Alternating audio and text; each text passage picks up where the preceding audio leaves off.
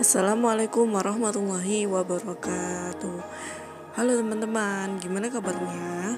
Kali ini jumpa lagi dengan saya Nurdiana Hazlindawati dengan NIM 126205203250. Nah, di video kali ini apa yang harus kita bahas?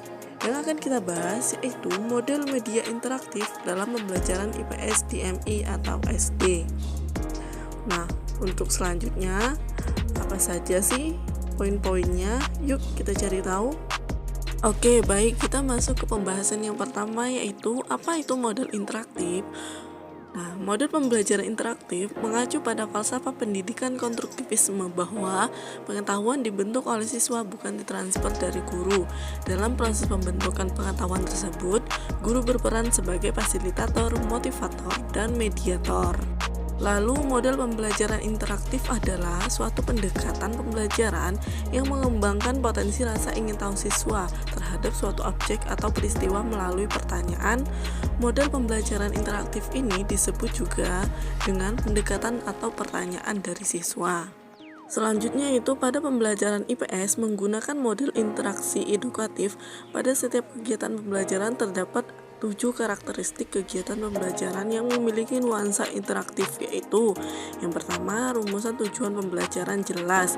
Yang kedua, materi pembelajaran dibahas secara sistematis. Yang ketiga, siswa memiliki minat dan motivasi belajar sehingga setiap siswa terlibat aktif dalam kegiatan pembelajaran. Yang keempat, guru memiliki kualifikasi dan kompetensi sebagai pendidik. Yang kelima, metode pembelajaran yang relevan untuk mencapai tujuan pembelajaran. Yang keenam, menggunakan sumber belajar baik berupa media ataupun sumber materi. Yang ketujuh, terjadinya interaksi antar komponen pembelajaran secara optimal.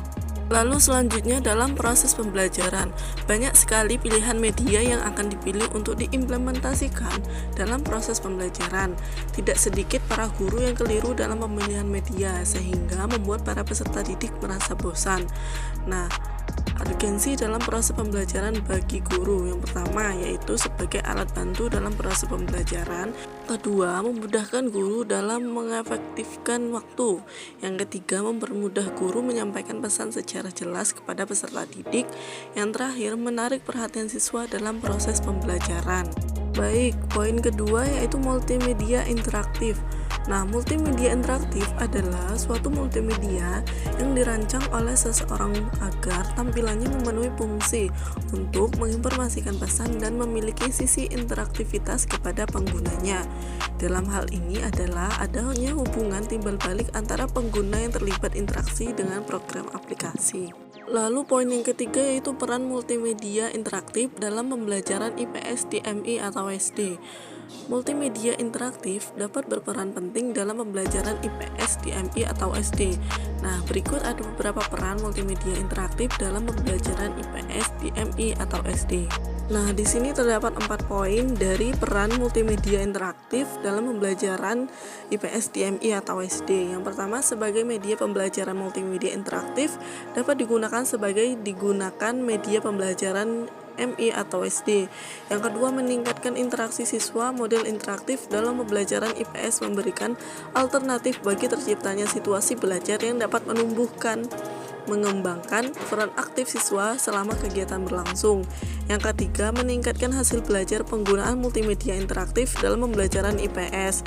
Yang keempat, meningkatkan keterampilan siswa. Multimedia interaktif dapat membantu siswa untuk mengembangkan keterampilan tertentu seperti keterampilan berpikir kritis dan keterampilan berkomunikasi.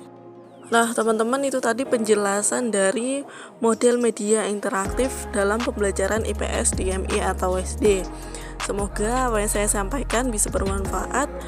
Itu saja yang bisa saya sampaikan untuk video kali ini. Saya akhiri. Wassalamualaikum warahmatullahi wabarakatuh.